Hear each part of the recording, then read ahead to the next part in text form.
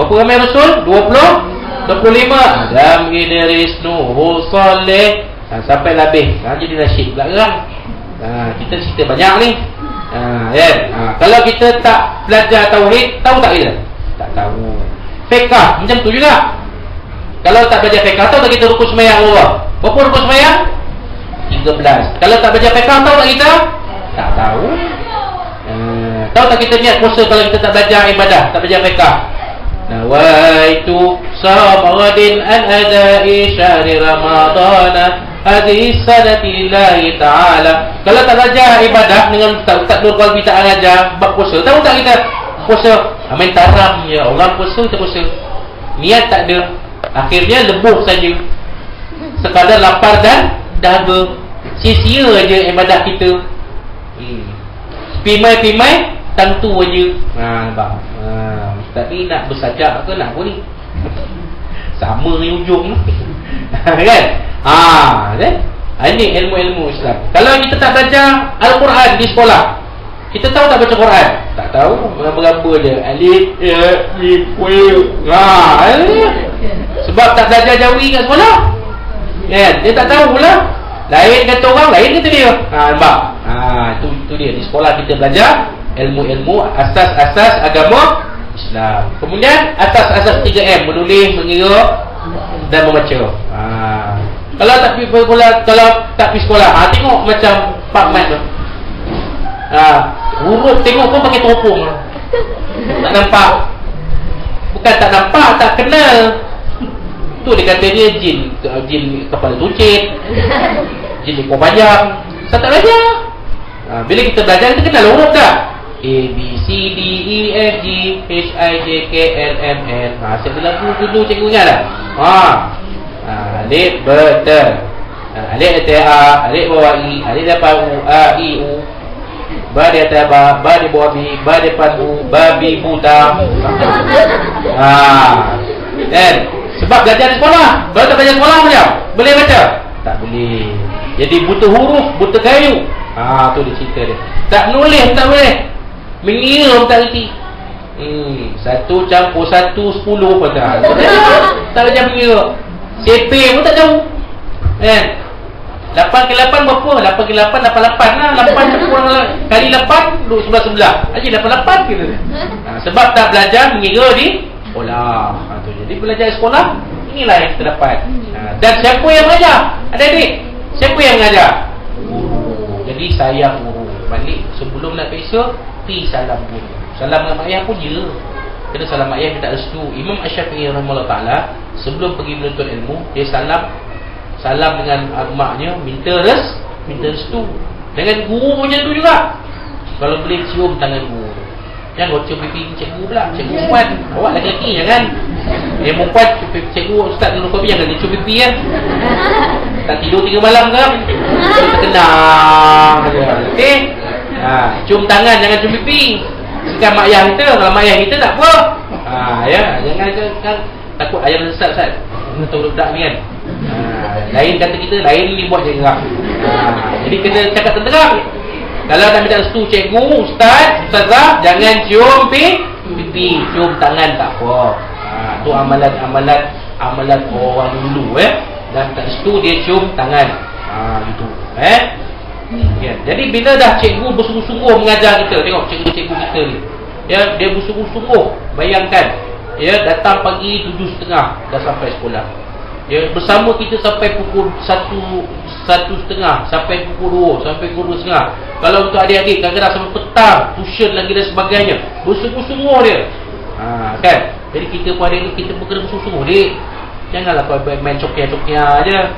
Kan? Mesti letak set target. Aku nak belajar bersungguh-sungguh.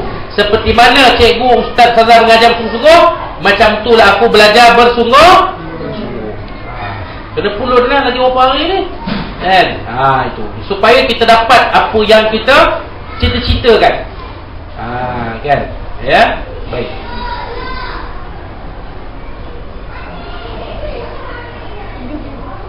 Tengok. Siapa yang kenal? Kenal tak? Tak kenal. Ini dia yang pernah dapat pelajar cemerlang SPM beberapa tahun dulu. 17A ke 18A ke. Sekarang ni dah berada di United Kingdom, menyambung pengajiannya dalam bidang dia lah, di peringkat ijazah sarjana muda sepeninggi. Kan asalnya budak kampung, dapat rupa pun macam nak kampung kan. Tak di make up memang tak lawa lah. Pada make up lawa lah kan. Tu dia rupa lah kan.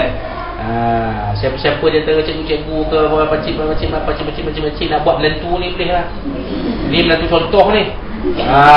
Kan, menantu cemerlang ni. Ya. Okey. Saya pun boleh, tapi saya tua dah. Tengok. Dia ni background dia sangat sederhana. Sangat sederhana. Bapaknya hanya seorang nelayan sahaja.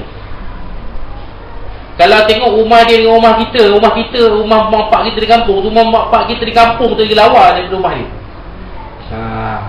Kan? Tapi itu tak jadi alasan untuk dia merasa rendah diri. Malah dia berusaha bersungguh-sungguh. Tengok buku tebal-tebal. Itu dia peringkat yang tak 5 lah. Adik-adik tahun 6 tak adalah tebal jadi buku kan. Tapi maknanya dia belajar bersungguh. Sebab tu dia dapat putusan 17A1 dalam SPM. Ini SPM. Kalau UPSR 5A. Tengok pula. Tengok ubah hamba. Kan? Baik sikit daripada reban kambing. Kambing tengok pun kambing gelak. Sebelum dia gelak lah dulu. Sekarang ni kan Ustaz ni kan trend kambing. Kalau dia mengaya kambing, terlentang kambing tu kan. Tunggu nak potong, dia nak makan kan. Kambing pun sebelum nak sembelih tu dia tengok rumah, dia gelak. Nampak? Tengok betapa sederhananya rumah Nik Nur Madiah ni suka ke tengok. Kalau banding kampung atau upah kita di kampung lagi lawa daripada rumah ni. Betul tak? Kan? Tengok. Siapa yang gembira bila akak Nik Nur Madiah ni dapat keputusan paling cemerlang di SPM? Siapa yang gembira? Siapa yang gembira? Mak ayah lah. Jadi adik-adik, kalau dapat adik 5, dapat 5A contoh, siapa yang gembira? Saya tanya. Mak ayah. Mak ayah gembira. Anak saya kalau dapat 5A, kalau dapat 5A lah, harap insya-Allah rendahan lah kan. Siapa yang gembira? Saya dan isteri, ustaz dan isteri ustaz. Mak ayah yang gembira. Adik pun bawa keputusan pun senyum, boleh nyanyi lagi kan. Sepohon kayu daunnya rimbun. Dia nyanyi lagi. Saya itulah kan. Dia orang nyanyi lagu dia orang lah. Kosong, kosong. Dia orang ni nama je tahun 6 ni Ustaz. Tapi kan, dia dah nak masuk remaja tu dah lain. Dia punya taste tu dah lain kan. Dia tak main lah lagu-lagu Upipin ni. Dia dah pandang lain. Dia dah pandang Miley Cyrus lah, apa benda lah. Tak tahu lah. Saya pergi lah. Tengok. Ya. Allah Ta'ala bagi nikmat atas kecemerlangannya itu. Allah Ta'ala bagi nikmat apa awak? Mak ayah yang tumpang sekali. Apa ya? Dapat rumah baru. Dulu rumahnya tadi tengok reban kambing kan. Sekarang rumah banglo. Kerajaan negeri buat satu rumah banglo untuk dia, free of charge. Tak payah bayar 1 sen pun. Cuci kaki kan. Jadi inilah ganjaran yang Allah Ta'ala bagi nikmat dunia kerana kita mencapai kecemerlangan tadi. Jadi jadikan sebagai contoh. Bukanlah berharap ya aku kalau pada PA aku minta aku tutup kerja negeri mesti bagi rumah aku sendiri. Tak ada. Tidaklah begitu, tapi itulah ganjaran. Maksudnya kalau kita dapat kecemerlangan, Allah Ta'ala akan bagi nikmat-nikmat satu kan. Ya. Mungkin adik-adik kalau dapat 5A mungkin akan dapat ganjaran daripada kerajaan negeri, mungkin dapat cek ke 500 ke 1000 ke, siapa dah tahu kan. Kita tak mengharap, tetapi itulah nikmat yang kita akan dapat. Tapi syaratnya mesti cemerlang lah. Belajar betul lah. Kalau 5A siapa nak bagi?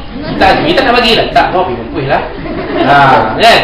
Itu dia adik kan. Tapi kalau dapat 5A, bukan kata Ustaz Azmi je, MB pun bagi. Berarti besar pun bagi. Bagi cek. Saya tunjuk. This is my check. Tak. Okey. Tengok. MB jumpa serah kunci tu, serah tu MB bagi pada kakak ni Nur Madiah tu. MB bagi kunci tu. Bayangkan. Kalau dapat, kalau ni akak ni bayar ni tak dapat 17A1, boleh ada ke jadi macam ni? Yang kita tengok gambar. Jangan harap. Kerja kilap lah. Kan? Paling-paling tidak pun ambil STPM. Apa dia akak STPM? Sijil Tunggu Pinangan Malaysia. Yang perempuan lah. Kan? Tu dia.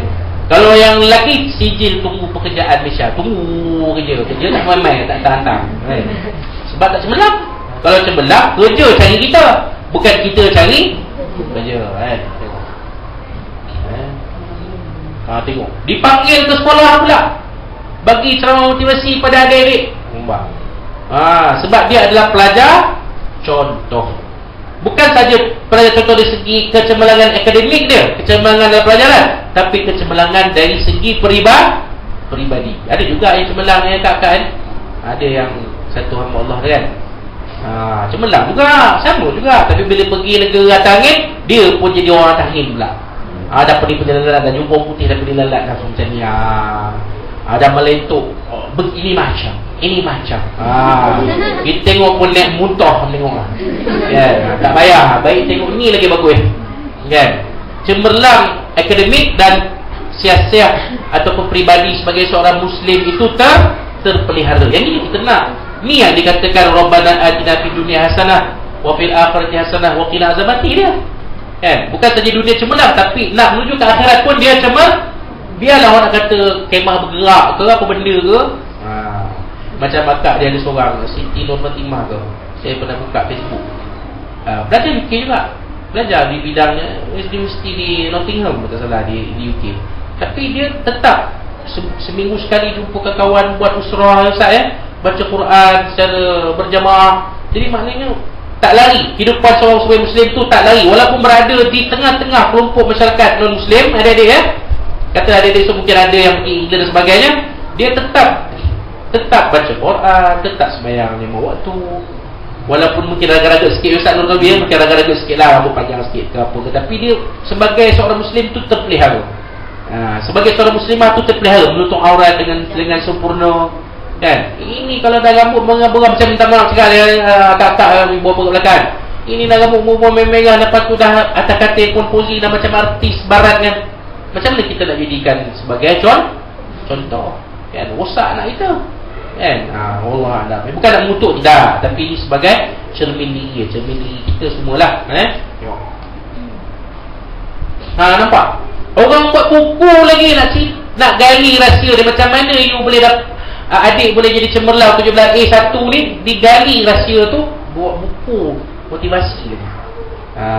Jadi kalau akak-akak mana yang carilah, kalau jangan cari nak buat menantu je, cari buku sekali.